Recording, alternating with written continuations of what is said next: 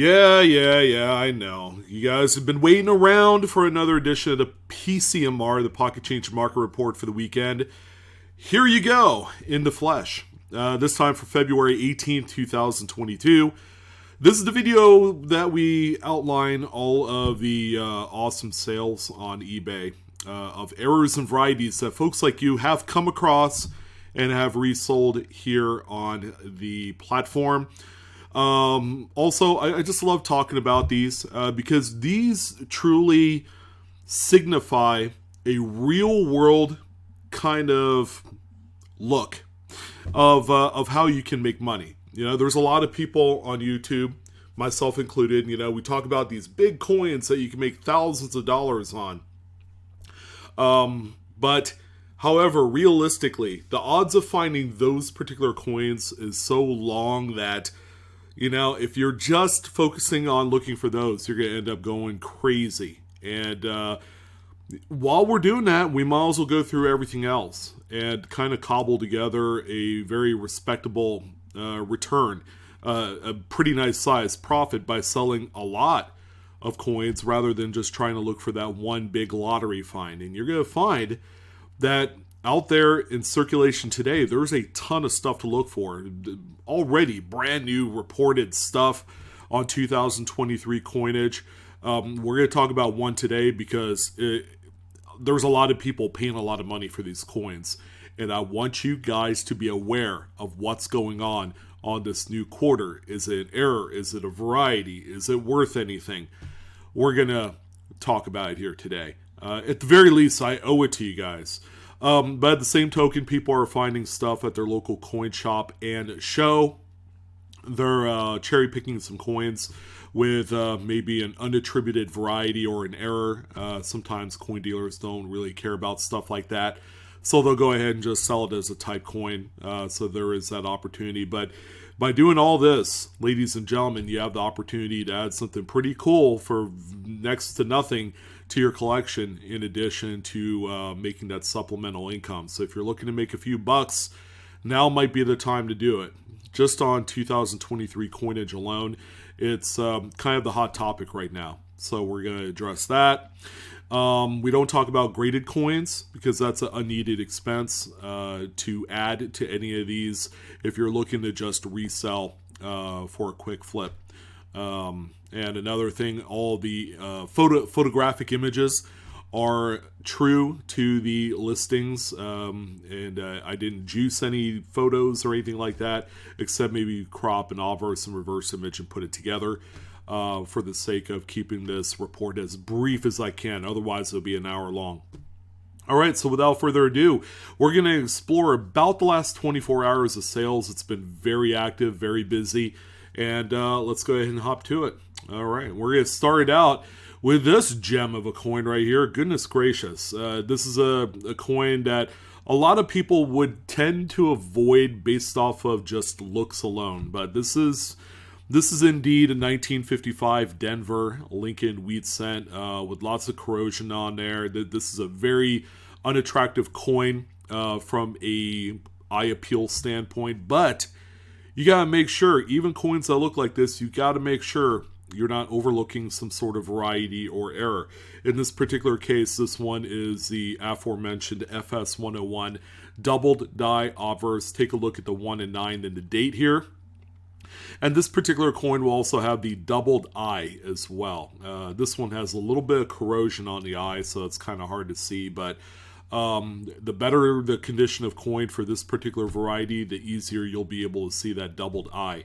Very nice cherry picker's guide variety, widely available out there. You're not going to have too much trouble looking for this with enough searching. And this one ended up selling in this condition for $12.10, and that's with 9 bids. So again, one person's trash is truly another person's treasure. So make sure you're not throwing these away. They're always going to be worth something.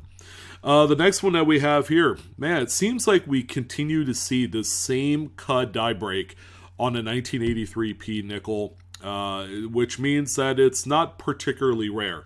You're going to see that this one has that cut die break right on top of Jefferson's head. A piece of the die had fractured and fallen out, at one point, thereby creating this on any subsequent coins that this die strikes. And it's a good looking specimen. I've seen quite a few of these that are in much worse shape. This one right here sold for $29.75 with 7 bids. And again, this is kind of like the prototypical example of a coin that most people do ask me, should I grade it? And in this particular case, you don't have to. If you're going to spend $60 to grade it and attribute it with a cut error thing on the label, it's not going to add any money. You're still going to end up with a $30 to $40 coin. So make sure that you're not going to haphazardly do that for the sake of having something in fancy plastic. The next one that we have here, again, another cut on a 1982 large date Lincoln Memorial. And this one you could see the cut die break at the base of Lincoln's bust. Good looking example. And this one sold for $34.10 with 13 bids. And the cuds continue. This one, I'm willing to bet that a lot of people, myself included, have overlooked. It's a 1985 Philadelphia. This is a P-minted coin. And you're going to see the small little cud right on the reverse above the second T in states. And the cud is not relegated to just the rim. It actually goes into the design a little bit to the top of that T in that word states. So something like this, you know, is going to be easy to look for. It's something that I'm sure a lot of people will mistaken for like a rim bump. But yeah, this is a very notable cut die break, very small one. And this one sold for $8.27 with 2 bids. Little word of advice, try not to hold the coin on your finger as you're taking the photograph. Just place it somewhere on your desk, on a sheet of paper, on something, to where you're not going to have the the finger really exposed in these photo images. It's just silly, and people are going to say, well, there goes that coin. There's going to be a fingerprint and oils and all sorts of other things, and I'm like, yeah, it's a little far-fetched, but the coin is low enough grade that it's okay. But for aesthetics and reselling these, try and put them on just on a different surface. Okay, so I'm willing to bet that a lot of you probably overlooked this, but little die chips in the word Liberty, when it gets to be 1980s or 1990s coins, Lincoln specifically, are quite rare. All right, so we don't see these too often. This is, by the way, a 1995 dated coin here, and the coin's in great shape, actually. But very few people look for these little die chips anywhere on the word Liberty. Now, this is what they call the IIB type, as opposed to the BIE type, where the die chip is connecting the B and the E in this word. So, I mean, this little die chip can show up anywhere on any pair of letters. They're right next to each other. So this one right here is a really nice looking piece. $8.50 was the final sale price on this one. And again, another thing that a lot of people don't think too much about, because these type of die chips are commonly seen on 1940s, 50s, and 60s Lincolns, the much older issues compared to this one. But they still do occur during the 90s, as this one is showing. And here's another great example of always check your scrap silver. You're just never going to know what you're going to find. So in the real world, if you're looking to pick up some just melty junk piece dollars, right, you're going to end up paying anywhere from $25 to $30. Okay, the premiums are still really strong on constitutional silver. All right, so something like this, since you're paying all that money for a 90% silver dollar, you might as well do the once over on it. And someone actually did and found that this is not a strike through or damage on the reverse, but rather it's a rolled in slag is what they call it. So it's going to be like kind of like a dark looking matter that's been rolled into the planchet before the strike, and it's going to look like this. I've seen much bigger rolled in slag type of errors before. So this one is, I would say, quite minor, but very noticeable. Even in hand, with the naked eye, you could see this one pretty well. It's a 23S. All right, so a little bit tougher date, nothing too crazy. This one right here ended up selling for $47.99. So, when you consider how much this person could have paid for this coin compared to how much they sold it for, they're going to come up really close to doubling up their money. So always look out for things like this. It's going to be worth way more than the actual silver melt value of the coin itself. All right, just pretty cool. Again, the likelihood that you'll find something like this in a roll of Roosevelt dimes is going to be really low. I mean, these coins, broad struck errors that is, are typically a lot larger than the normal size dime itself. So this 1999p Roosevelt is a slightly off-center broad struck error. The coin is probably pretty close to being about the size of a standard U.S. nickel.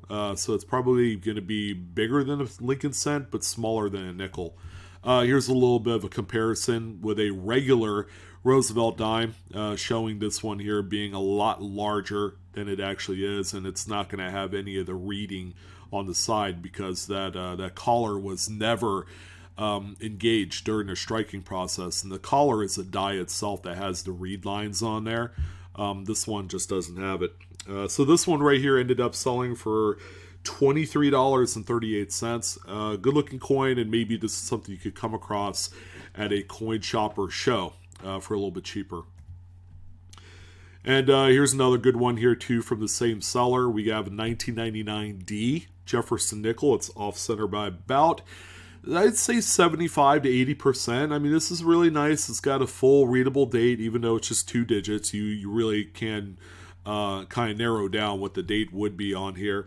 And it's a Denver. That's not something you see every day. This one sold for $28.38. Always be cognizant of Denver errors of this magnitude. You just don't see them coming on Denver minted coins because their quality control is generally a lot better than Philadelphia mints. So if you come across one of these and they're affordable, pick it up, put it into your collection, or resell it. It's up to you. And here's another cool one here as well. This is one I've never found. I've never owned this coin, but it has always been on my bucket list. But here you go. Here's one that someone did find.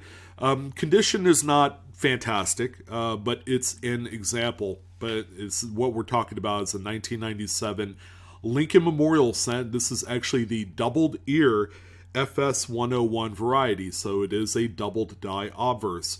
So this coin in this condition, showing all sorts of like little kind of like corrosion marks on the front and back of the coin, was still needed by someone that's looking for this. There aren't too many FS 101 97s on the marketplace, so this is kind of like, this is what you're stuck with at this point. So someone did pull the trigger on this one to the tune of $31.14, and that is including shipping as well. A pretty cool one here, pretty minor. So this is a 1993. It looks like 93p Jefferson nickel with 2 rim clips on there. Again, as you can tell, a lot of people really truly didn't care about this because of the overall circulation wear on the coin. Some who are not as educated in U.S. Mint error terminology or what they all mean will see this one as being damaged. All right, it's really easy to kind of ground down, the edges and not know what a genuine rim clip coin is, and figure, oh yeah, this thing just scraped along something, But for some of us that can read into some of these errors, this is a great find right here. This one ended up selling for $25.70, which is way more than I thought this thing would be worth. But there you go. The error world is a crazy place to live in today. There are some pretty irrational numbers as far as price goes on certain occasions. I would say this is probably one of those cases where someone really needed this one and paid all the money in the world for it. And this one's particularly cool. Very clean example, by the way. So many of these are well circulated to this point. But 2021P Tuskegee Airmen quarter with the burning building strike through on this one. Again, it has everything that you want. Nice size, kind of like explosion size strike through on the reverse in just the right place. And, you know, there are people still looking for these. And some of the more better grade condition examples will still fetch a reasonable amount of money. Like for this one, for example, ended up selling for $110.25. For about the last 2 months, I've seen quite a few of these where they don't even hit that $100 mark. You know, the same one in much lesser condition with more nicks and dings and circulation wear. You know, I've seen those sell for between $40 and $60. So a premium, nicer example with lots of luster like this one will still command quite a bit of the market. Pretty neat one here. Just a really tough date. 1981 Lincoln Memorial Cent. Although this one does a little clean, I will say that. So if you're okay with a clean coin for whoever collects into this, this one right here, I suppose you could do a lot worse. But for me personally, if I had this in my collection, I would help it along in some sort of secondary market auction, just to get rid of it, because I'm not a huge fan of damaged or clean coins of this magnitude. But 1981, really tough date, off center by about 60%. Ended up selling for $49.95. Again, don't let the cleaning fool you. This one will still sell. And one of my favorite varieties, 1956D. This is the repunched mint mark that you must look for, the D over D. So that secondary D is punched west of the primary. One of the strongest RPMs you will come across in your daily hunts. This one sold for $21.55. Really strong money from these. They just continue kind of inch upwards. I know like a year ago, I was selling these for around $14, $15, and then now they're up to $20 for a decent quality specimen. And here's also a coin that we all knew about from last year, although compared to the double-sided retain cuds that were commonplace on the Wilma Man Killers, yeah, you tend to forget that this one was also out there too. And, you know, it is much more scarce than the retain cut versions. So this is the strike through on the obverse. You can see on the word Liberty, there's a strike through there where, you know, there was like a gob of grease or various debris items mixed in there as well. Was on the dies, and it struck these coins and it left considerable amount of weakness or disappearance of some of the devices on the coins after it was all said and done. In this case, the letter B in Liberty and the top of Washington's scalp area shows the strike through very well on here. And it's a very nice high-end example too, very nice grade. This one sold for $130.25, a pretty nice amount of money because as minor as the error is to some people, this is a coin that maybe we see pop up this day and age about once every 2 to 3 months. So that's kind of like the scarcity of this one compared to the retained cuds where we still see those pop up about once or twice a week. There's a pretty big kind of rarity factor between the two. Okay, so this is the white elephant in the room that we all must address, because there have been a really solid, I would say 15 to 20 of these that have sold on eBay here just in the last 2 days. And this is, people have been calling this the big double to die that everyone's looking for. And it's heartbreaking because there are a lot of people who are ultimately duped at this coin as being anything but a double to die. All right. So it's on the new Bessie Coleman's. You're going to look at these on the P-minted examples. So I want you to pay close attention to the reverse design and the way that this is laid out here. So where it says Bessie Coleman and the June 15th date here, this is all incused on an elevated, raised kind of field area. Much similar to what we've seen on a lot of the America the Beautiful quarters, where you had this ring around the main subject on those quarters that was raised, and then the letters were incused. Okay, this is going to trick a lot of people into thinking that it is actual doubled die, a hubbed double die. And when you look at it closer, I mean, this is pretty convincing. Folks are looking at the initials EC, and automatically you're going to say, man, that's strong. That's got to be double the die. Now, you have to take into consideration how something like this would occur on in-use design devices. All right, it would actually have the opposite effect. And what we have here, and you also have to look at all the other devices as well. You can't just isolate the initials and say, bam, it's a double the die, like a true one.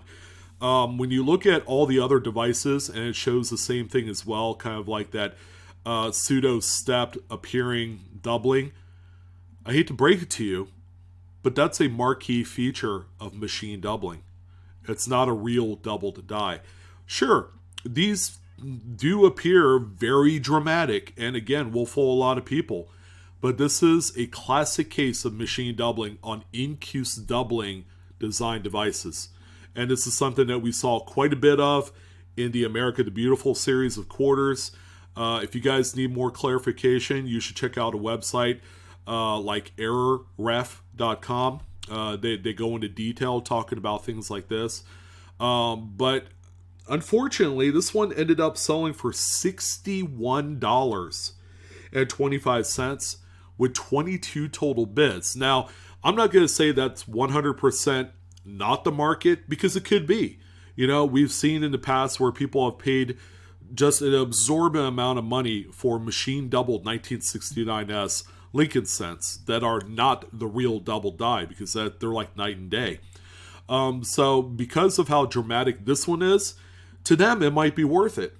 But we have to understand, when we look at these listings and they say doubled die, like legit doubled die, okay, you cannot take that seriously because of what we know about the features of the design of this quarter.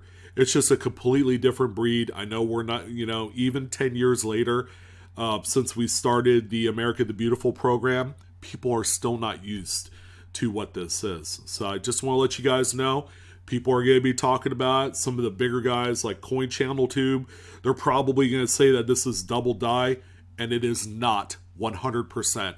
I guarantee it. So make sure you're not overpaying for these.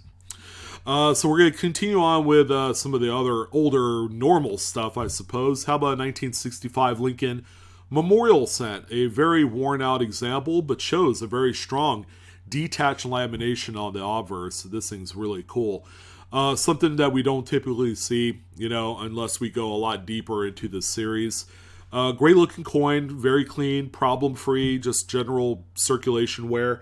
This one sold for $34 with 6 bids.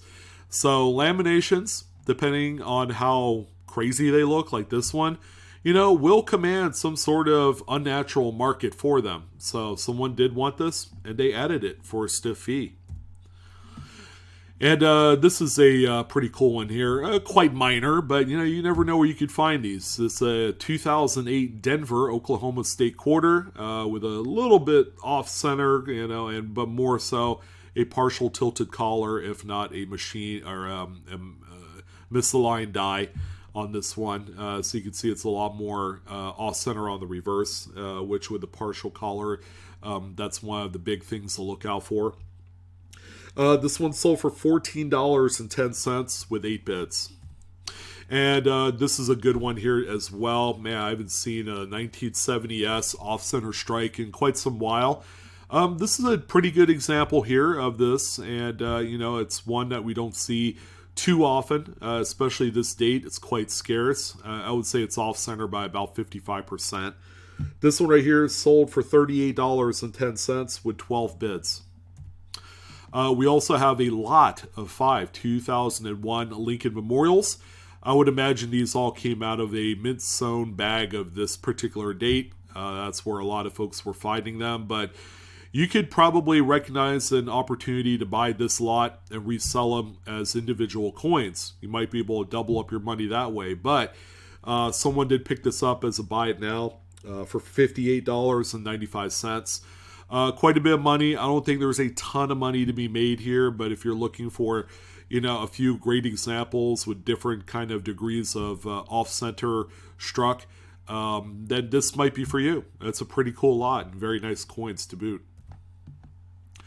Holy Off-Center Batman, 1959 Denver. I mean, what is this thing, like 90% off-center with a full readable date and mint mark? I mean, this is what dreams are made of, and this is just a great example. I even love the wood grainy kind of surface of the planchet itself. That is just amazing. I love this coin. And, I wish I had a need for something like this in my collection. I stopped collecting these a long time ago because they're kind of like a rabbit hole that I can't crawl back into, because it's a very deep series if you're collecting these by date. This one ended up selling for $49.99. I would say that's a really solid price, buy rate for something like this. And then, one of my favorite varieties. I mean, this thing here is a true testament to what you can find out there, and they're quite common. All right, so let's not kid ourselves into thinking that these are anything else more rare than what it is. It's a 1995 FS101 doubled die obverse. Check out the doubling on Liberty and the motto "In God We Trust." It's some of the strongest out there.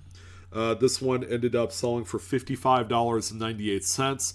The seller has a few more extra, so if you're looking to pick one up that's in really nice gem BU condition, go check out their listing.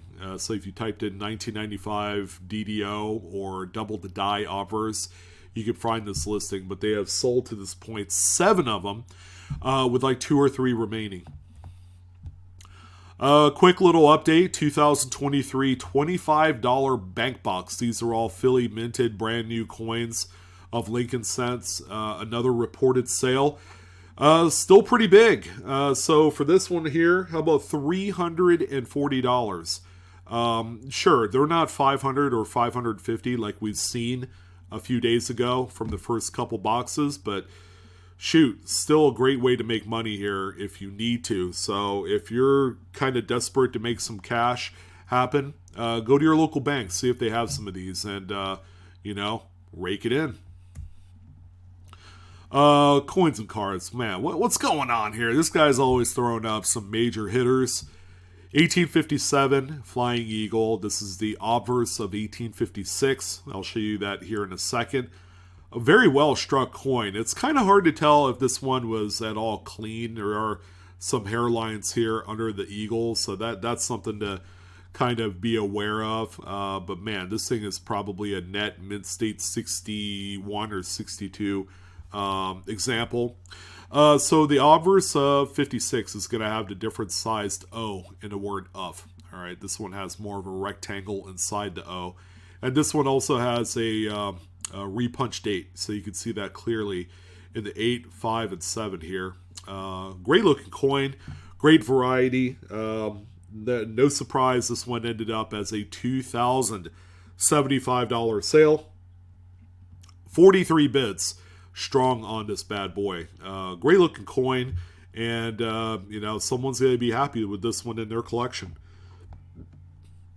We talked about this on a lot of Lincoln cents, but how about a Washington quarter? And it looks to be a 1996, probably Philadelphia date that was struck through a later stage cap die.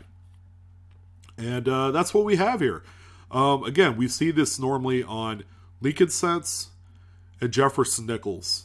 And it's been quite some time since we've seen one on a Washington quarter, so this is notable for that reason as well. $55.05 was the final sale price on this one. And we're going to end it off on a couple of, on a couple of classics. 1854 large cent. These are the fantastic braided hair types with a really cool, very genuine rim clip, even going back 170 years. Rim clips look the same. They still have Blakesley effects, like this one here. See this like flattened rim area here next to the date? Yeah, that's a Blakesley effect. But yeah, this one is really cool. You got a nice proto rim that goes up to that anomaly there. But where'd this one end up? How about $79.75 with 12 bids? But if you think that one was cool, check out this 1817 matron head large cent. This thing's really cool. It's off center by about 15%. This one is also attributed as being Newcomb number 12 for die marriage. So yeah, with the off center, nice little date here with some die cracks connecting to a few of the stars on the obverse. Is a great looking error type on a very scarce coin. This one ended up selling for $573.75 with 35 bids on this one. So quite a few people wanted it. Only one person won. Great looking coin. So congrats to the seller and the buyer for obtaining and acquiring one of the coolest pieces I've seen in quite some time.